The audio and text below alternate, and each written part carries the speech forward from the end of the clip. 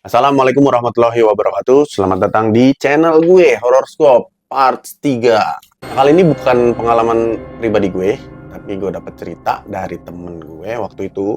Jadi gue sharing aja. Nah, cerita ini adalah cerita horor sekitar perkantoran. Jadi gue punya dua cerita. Yang satu cerita di area perkantoran. Gak tau kenapa, karena di kantor banyak cerita-cerita yang lumayan mistis gitu. Nah, satu lagi dari temen gue, waktu itu dia pernah cerita ke gue, jadi gue sekarang mau berbagi cerita ini, tepatnya teman kecil gue. Nah, kalau lo pengen tahu ceritanya, like dulu, share dulu, di-subscribe dulu. Dan jangan lupa kalau lo punya cerita sendiri dan mau berbagi ke gue, yang ingin gue ceritakan juga, di email aja ke sidapo81@gmail.com. Oke, langsung aja, simak sampai habis. Jadi waktu itu gue dapet cerita ini dari teman gue. Kita ada di industri kreatif, tepatnya di agensi waktu itu. Nah, jadi antar agensi itu kita connect nih. Connect itu dalam artian kita beberapa juga ya lumayan dekat-dekat. Misalkan si kantor ini kenal nama ini kenal nama ini. Jadi gue dapet cerita itu gitu. Nah, agensi itu culture-nya adalah lembur. Nah, lembur ini tuh bisa sampai jam 12, jam 1, jam 2, atau sampai pagi gitu kita kerjanya. Ya bukan karena kita hobi, tapi memang udah budaya gitu. Untuk menyelesaikan pekerjaan besok tuh kayaknya nanggung gitu kan. Mending diselesaikan aja untuk hari ini. Nah, waktu itu yang gue dapet cerita ini adalah salah satu agensi atau PH gitu, gue lupa. Itu lokasinya di sekitar Kemang, di Jalan Benda. Nah, pada saat itu mereka melakukan aktivitas seperti biasa lah, pagi, siang, sampai sore. Nah, mungkin ada salah satu project yang diharuskan deadline dan diharuskan lembur. Ada dua orang, sebut aja si Indra sama Herman. Nah, mereka lembur. Mereka lembur, kayaknya mereka memang tim kreatif ya. Gua nggak tahu, desain kayaknya. Jam 7 sampai jam 8 mereka mengejar deadline berdua sampai tiba sekitar jam 11. Nah, waktu jam 11 itu si Herman beli makan, gini lapar. Dia bilang sama si Indra, dia bilang, "Indra, mau nitip makan nggak?" Si Indra bilang, "Enggak, gue nggak lapar, nanti aja gue makan di rumah." Si Herman beli makanan. Memang di dekat kantornya tuh ada beberapa jajanan dekat situ. Si Indra sendiri waktu itu, memang si kantor ini nggak ada OB, nggak ada security, ada di bawah, tapi OB juga nggak ada. Memang benar-benar pure dia sendiri waktu ditinggal Herman makan. Nah, si Indra fokus dengan pekerjaannya. Sekitar setengah 12 lampu mati. Lampu mati, dia bingung kan dia sendiri gitu. Jadi dia ke bawah, dia nyari panel listriknya. Si Indra ini yang gue dapet, dia baru di situ, baru join sekitar sebulan kalau nggak salah. Nah, dia ke bawah tuh nyari panel listriknya. Dia kan nggak tahu karena dia baru panel listriknya. Dia pakai senter HP, dia cari-cari panel, dapat tuh, dia nyalain lagi, dia balik ke atas. Nah, si Herman balik, habis selesai makan, Indra ngomel, "Lo lama banget makan sampai setengah jam, lampu mati, gue bingung nyari panelnya di mana."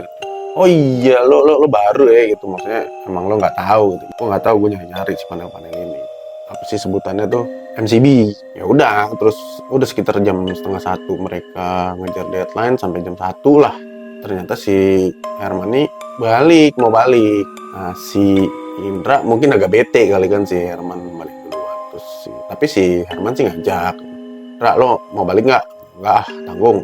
Ah, kayaknya gue sekitar jam 2-an deh atau setengah 3 gue balik." "Udah, gue duluan nggak apa-apa," dia bilang gitu. Enggak apa-apa." Tapi dalam hati mungkin ya kesel kali ya, anjir gue sendiri gitu. Sementara tadi lampu mati lagi gitu. Gimana kalau misalkan nanti gue lanjutin terus lampu mati, udah gitu jam 2 gitu kan. Ya udah, akhirnya si Herman balik. Nah, di kantor itu kan gue dapet infonya ruangan-ruangan itu. Jadi kalau lo naik motor, naruh helmnya di situ, naruh helm, naruh barang-barang lah. Uh, Jaket ada di ruangan itu juga gitu, karena memang mungkin mereka kantornya join sama nama company lain gitu. Kalau nggak salah tuh kantor 3 lantai deh kalau nggak salah, inget gue ya. Udah, terus si Herman nih balik nih, pamit. "Ra, gue duluan nggak apa-apa nih, serius nggak apa-apa, balik aja." Herman balik, si Indra lanjut kerja. Nah, selang sekitar setengah jam si Indra lagi kerja. Nah, di sini nih si Indra lagi kerja. Jadi gini posisinya, pintu itu ada di belakang si Indra, pintu untuk keluar ruangan ini. Jadi waktu Herman balik, Herman nyampingin si Indra, "Indra, gue balik ya." Herman ngebelakangin dia kan, ngebelakangin, terus buka pintu belakangnya si Indra, cabut tuh. Nah, ini pas malam, si Indra lagi sendiri, Herman udah balik 30 menit yang lalu, tiba-tiba si pintu belakang ini bunyi kebuka, cekrek gitu. Si Indra tanpa ngeliat ke belakang, dia sambil kerja, dia pikir itu Herman. Di si Indra nih nanya, "Kenapa Man, ada yang ketinggalan?" Si Herman nih nggak jawab. Nah, Herman ini diem aja gitu kan.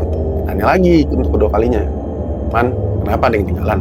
Yang dipikir si Indra tuh ketinggalan helm. Aneh nih, si Indra udah mulai aneh nih, kok nggak jawab gitu kan si Herman ini. Terus kok kayak gak enak di belakangnya si Indra gitu, menurut cerita dari teman gue gitu. Kok si Indra kayak dibelakangin, kayak berdiri. Nah, logikanya kalau misalkan si Herman itu ngambil helm atau ngambil sesuatu yang ketinggalan, itu walaupun dia diem aja cepet balik gitu, cepet keluar lagi.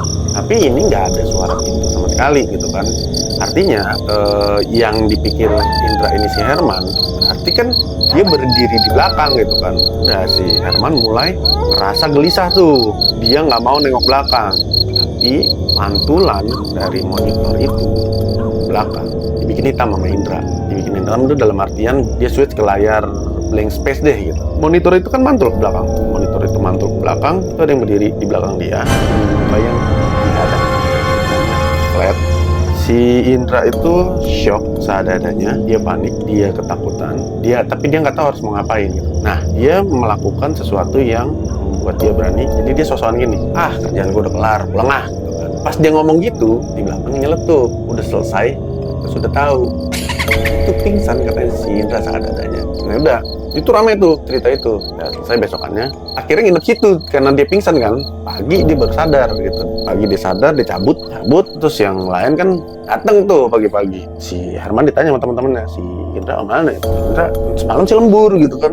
Jam segini belum datang nih deadline nih. Dia belum ngirim email segala. Nggak tahu diteleponin nggak bisa, nggak aktif. Terus sampai jam 2, jam 3 sore. Sementara si hasilnya dia ini kan mau dibawa untuk meeting di sore. Tapi yang nggak diangkat, nggak dijawab. Nah udah, singkat cerita, si Indra mengajukan resign. Itu ceritanya. Nah cerita yang kedua, cerita dari teman gue.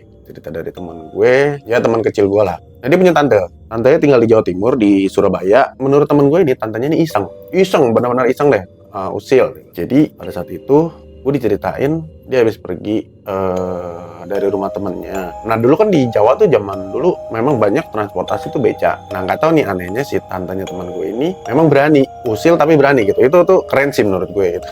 Usil tapi berani. Nah dia mau balik ke rumah, dia naik beca, manggil tukang beca. Dan nih diberhentiin lah si tukang beca.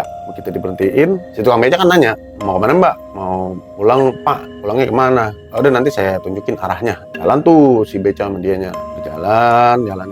Nah karena si tantenya teman gue ini usil, jadi diputar dulu, gak langsung ke rumahnya, diputar dulu. Wah itu di jam 12 kan, udah jam 12, bener-bener diputar-putar sama tantenya teman gue, diajak ke area kuburan.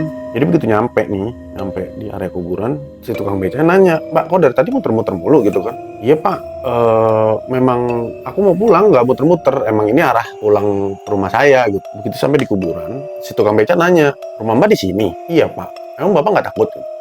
Si tukang becanya nanya balik ke mbaknya, bukannya mbak yang takut. Begitu dia nengok ke belakang, si tukang beca mukanya nggak ada, sama, itu pingsan sadar. Nah konon katanya, gue dapat info dari temen gue, sekarang tantenya dia itu kena gangguan jiwa. Jadi pesan gue, jangan pernah usil untuk hal-hal yang mistis. Oke, gue masih banyak cerita lainnya, banyak banget. Nanti di part-part selanjutnya gue akan menceritakan, dan gue kemarin juga dapat email dari teman gue, dia juga punya cerita. Nanti gue akan menceritakan ke lo juga. Sampai ketemu di Horoscope besok.